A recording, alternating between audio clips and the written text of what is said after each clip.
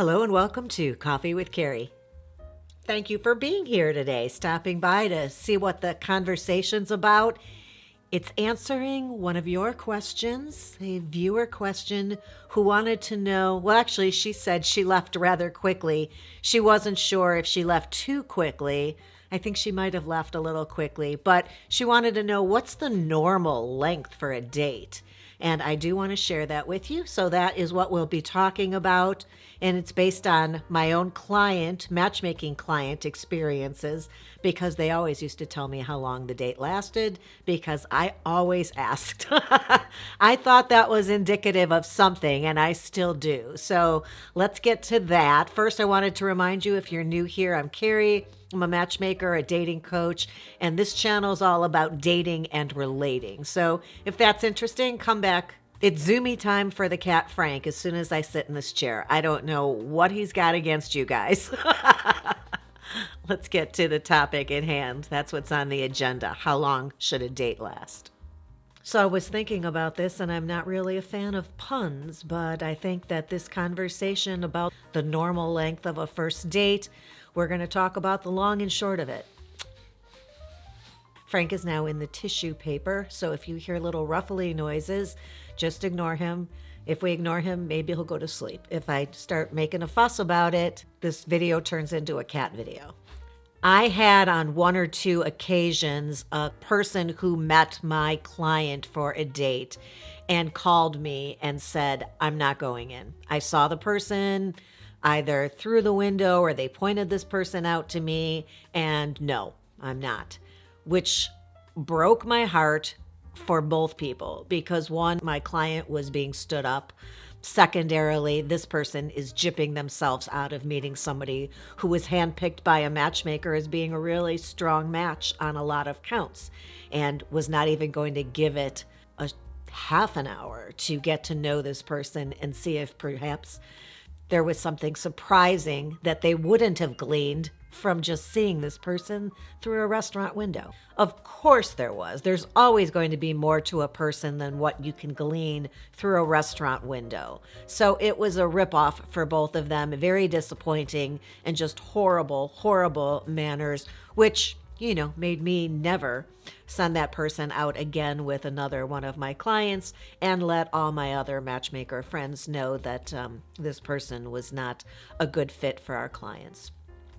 So that would be the shortest date I've ever experienced with clients, a date not happening at all because of someone not feeling that this is a person they would typically want to date, meet, or be attracted to.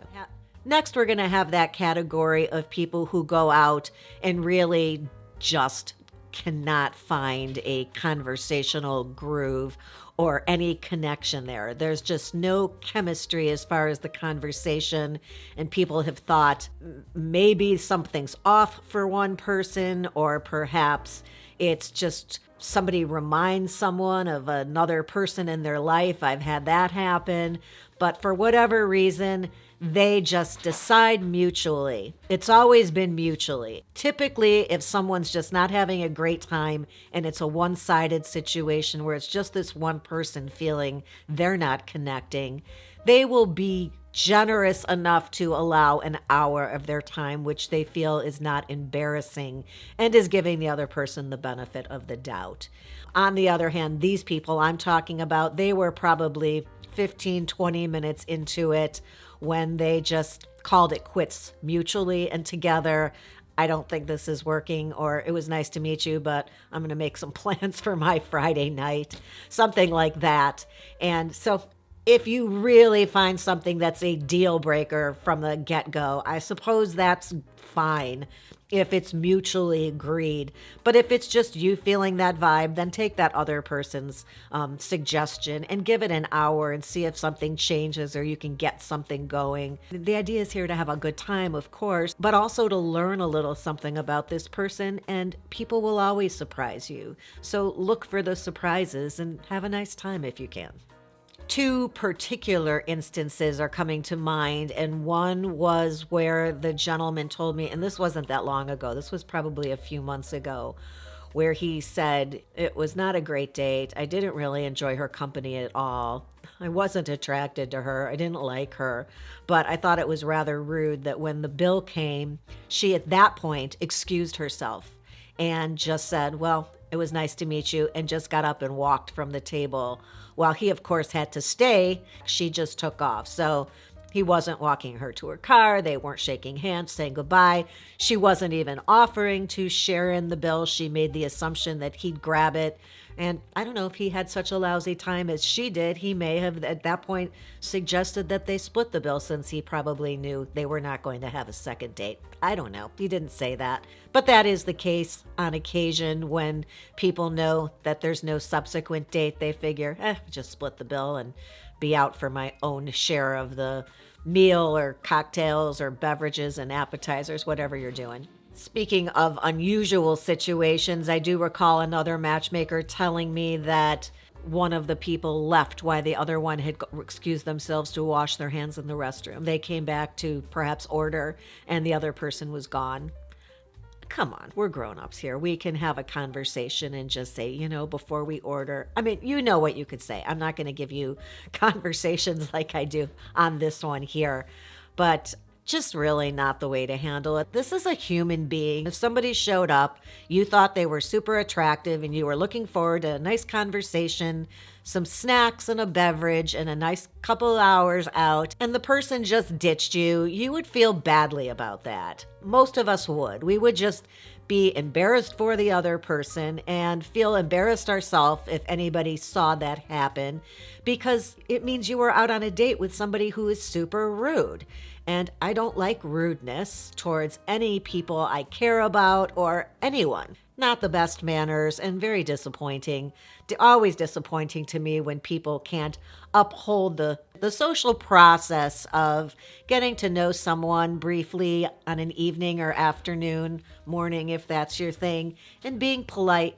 And if it's not a match or a connection, just wishing them well. Or I hope you have a great summer, or enjoy the upcoming holiday weekend. Have a great weekend. Enjoy your Sunday. Lovely to hang out with you tonight. Not a romantic connection for me, but I certainly hope all good things for you. It's really easy to let somebody down if you practice it a few times so that you are prepared for what you feel comfortable saying if it's not a match. So here we are.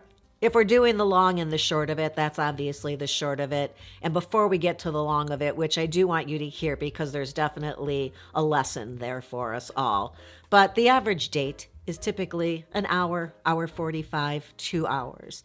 That is what I've always considered just an average date. If I ask and they say, "Oh, we were there for 2 hours," I'm like, "Oh, well, you had a chance to get to know one another. How was the conversation, etc." If they say an hour and a half, I think in the back of my head, I may ask a question like, "How is it going?" Thinking that perhaps they weren't really clicking, because I think you can make it to 2 hours if you're having a good time. And I think 2 hours, hour 45 is very average.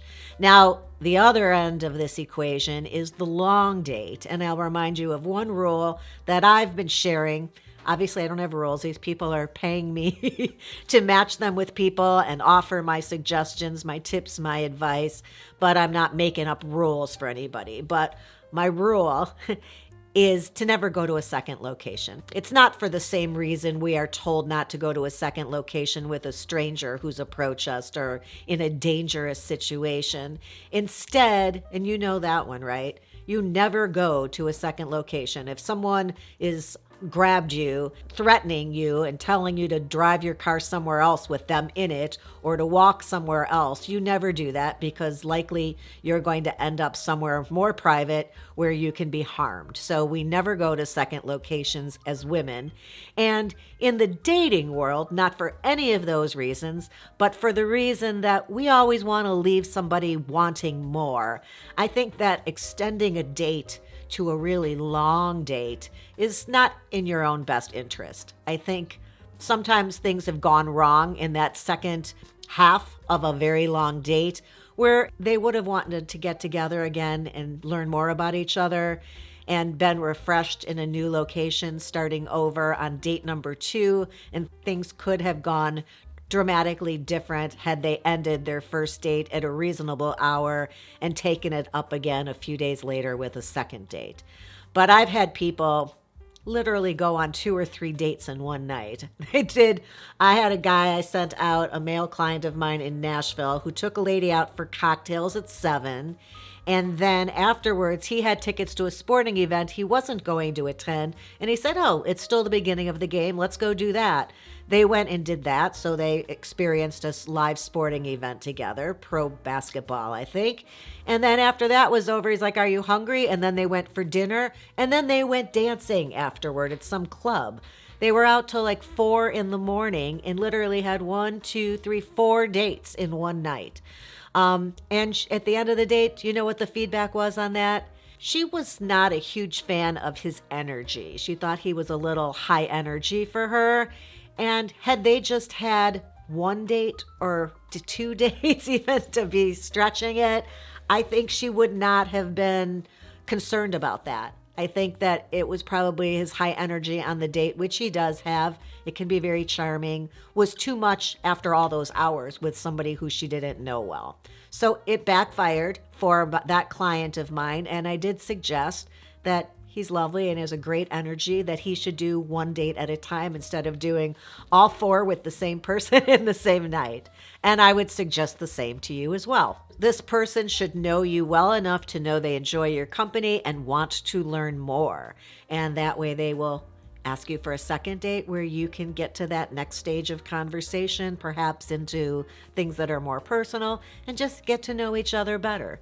And that doesn't require you to spend 4 hours or just a half an hour on a first date, but somewhere between an hour and a half and 2 hours, I think, is the ideal length for a first date. And don't forget, the dates I've planned are all blind dates, so that adds a little extra element of surprise and a little twist and makes it even more, I think, exciting. I think it's exciting when you have no idea what to expect. And it's fun. It's just a fun challenge to test your willingness to go out there and just give it a go. And I wish that for all of us. And that's what I wanted to share with you today, just answering that viewer's question, letting you know what I thought the norm was. But of course, somewhere around there, whatever feels right to you is right for you. I appreciate you stopping by today. I hope you learned something or enjoyed the conversation. If you did, please, do what my little mother there is suggesting and give the episode a thumbs up.